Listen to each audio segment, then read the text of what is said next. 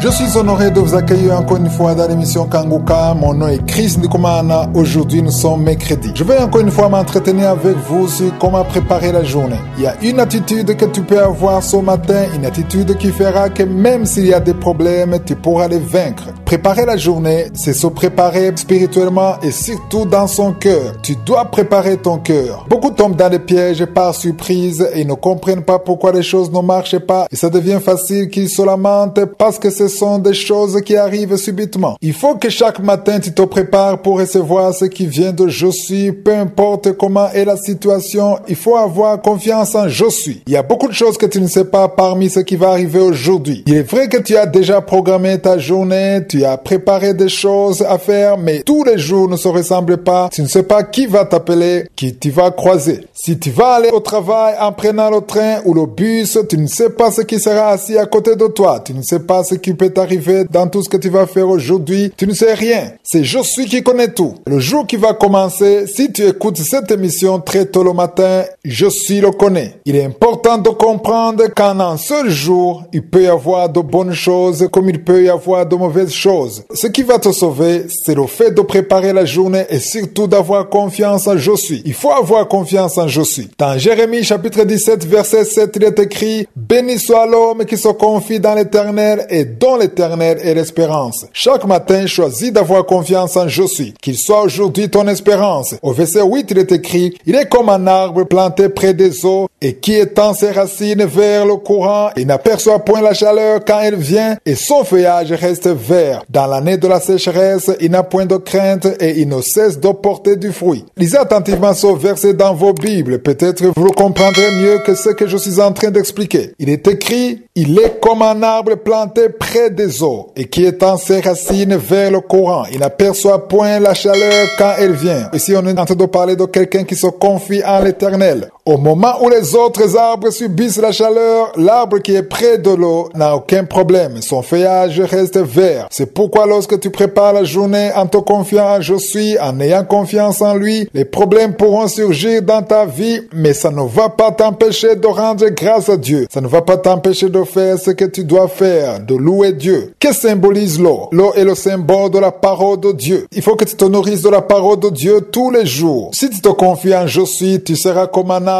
planté près des eaux. Même quand tu auras un problème, tu n'auras pas peur. J'aime beaucoup les témoignages des gens qui disent que depuis qu'ils ont commencé à préparer la journée, ils n'ont plus peur. Nous avons lu que cet arbre n'aperçoit point la chaleur quand elle vient et son feuillage reste vert. Dans l'année de la sécheresse, il n'a point de crainte et il ne cesse de porter du fruit. Tu peux avoir de mauvaises nouvelles qui pourront te faire peur, mais si tu te rappelles que tu as préparé la journée, si tu te rappelles que tu as parlé à je suis le matin, tu ne vas plus avoir peur, car tu seras conscient que je suis le savait bien avant, et s'il le savait, il a déjà la solution. Celui qui se confie en je suis, même quand surgissent les problèmes, il reste confiant car il sait que tout est arrivé alors que je suis était déjà au courant, alors qu'il le voyait, car rien ne peut arriver à son insu. Un jour, il y a quelqu'un qui m'a donné un témoignage. Il me disait qu'il est allé faire un contrôle médical et avant d'avoir les résultats, il commençait à dire je suis, que même s'il ne sait pas encore ce qu'on va lui dire, il reste confiant car je suis là su bien avant. On le suspectait d'avoir le cancer, mais même avant les résultats, il n'avait pas peur parce qu'il avait mis sa confiance en je suis. Il faut que tu te confies en je suis afin de marcher dans son plan sans avoir peur et surtout sans te lamenter. La victoire te sera acquise dès le matin en préparant la journée.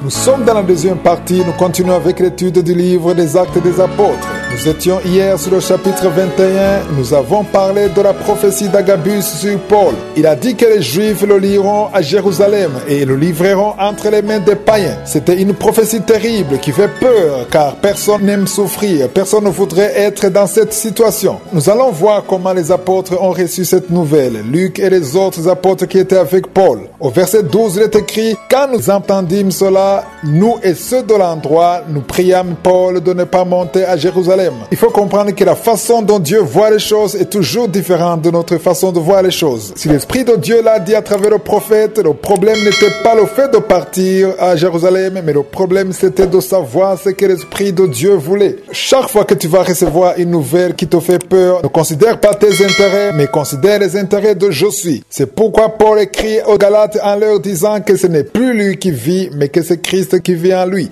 Il le dit dans Galates chapitre 2 verset 20. Toi aussi, il faut apprendre à donner la priorité à ses intérêts, aux intérêts de Je suis. Il te faut apprendre à connaître ce qu'il veut. Les apôtres l'ont supplié de ne pas y aller. Voyons ce que Paul leur répond. Au verset 13, il dit « Que faites-vous en pleurant et en me brisant le cœur? Je suis prêt non seulement à être lié, mais encore à mourir à Jérusalem pour le nom du Seigneur. » Ici, nous voyons très bien que Paul ne considérait plus ses intérêts, mais il considérait ceux de Christ. Jésus a dit à ses disciples, et il faut vous rappeler que Paul n'était pas encore sauvé, il leur a dit dans Matthieu chapitre 5 verset 11 en disant « Heureux serez-vous lorsqu'on vous outragera, qu'on vous persécutera et qu'on dira faussement de vous toutes sortes de mal à cause de moi. » Être persécuté et souffrir pour Jésus, c'est une bénédiction. C'est une bénédiction de souffrir pour la cause de Christ. Je sais que c'est facile à dire plutôt qu'à faire, mais c'est le Saint-Esprit lui-même qui te donnera cette force. Je vous assure que si vous êtes au bon endroit et si vous êtes persécuté pour la cause de Jésus, il y a une autre force que vous recevrez. Jésus-Christ lui-même, avant d'aller à la croix, ce n'était pas du tout facile pour lui. Ce n'était pas facile pour lui car il a prié en demandant à Dieu de ne pas y aller. Il a demandé à Dieu s'il pouvait éloigner la coupe afin qu'il n'aille pas à la croix car il savait très bien qu'il allait souffrir. La parole de Dieu dit que quand il était en train de prier avant d'aller à la croix, il a même sué le sang. Il a eu très peur et il a souffert de tristesse dans son cœur car il portait encore. Dans Luc 22 verset 42, Jésus dit « Père, si tu voulais éloigner de moi cette coupe, toutefois que ma volonté ne se fasse pas, mais la tienne. » Jésus a accepté la volonté de Dieu pour qu'elle soit réalisée. Il a accepté d'être humble, il a accepté de traverser cette épreuve, même si ce n'était pas facile. C'est pourquoi au verset 43, on nous dit « Alors un ange lui apparut du ciel pour le fortifier. » Toi aussi, si tu acceptes de traverser ce que Je suis veut que tu traverses, même si ça ne t'arrange pas personnellement, même si tu ne vois aucun intérêt personnel, même si tu dois passer dans la souffrance, si tu acceptes cela malgré tout, il y a un ange puissant qui va venir pour te fortifier comme c'était le cas pour Jésus. Si Jésus a pu faire tout ce qu'il a fait, c'est grâce à l'ange qui est venu le fortifier. Si Paul et les autres apôtres ont pu continuer leur appel malgré les persécutions, malgré les coups durs, les emprisonnements, les fouets, c'est parce qu'il y avait un ange qui est venu pour les fortifier. Si Paul a pu continuer jusqu'à Jérusalem et s'il a pu subir tout ce qu'Agabus avait prédit sans se lamenter, c'est uniquement parce qu'il y avait un ange qui l'a fortifié. Dans Actes chapitre 16, nous avons vu comment Paul et Silas ont été emprisonnés et au lieu de se lamenter, ils ont commencé à chanter et à louer Dieu. Un ange les a fortifiés. Il y a un ange qui allait toujours avec Paul parce qu'il était humble. Vous le verrez au chapitre 27. Paul lui-même parle d'un ange qui était avec lui et c'est lui qui lui a donné la force de persévérer à travers les persécutions. Pour avoir un ange comme celui-là, il faut être humble et accepter la volonté de Dieu même quand elle est différente de la tienne. Dans Kanguka de demain, nous allons continuer. Je vais vous montrer l'attitude de Paul et comment apprendre de lui concernant les prophéties que nous recevons. Que Je suis vous bénisse. Passez une excellente journée.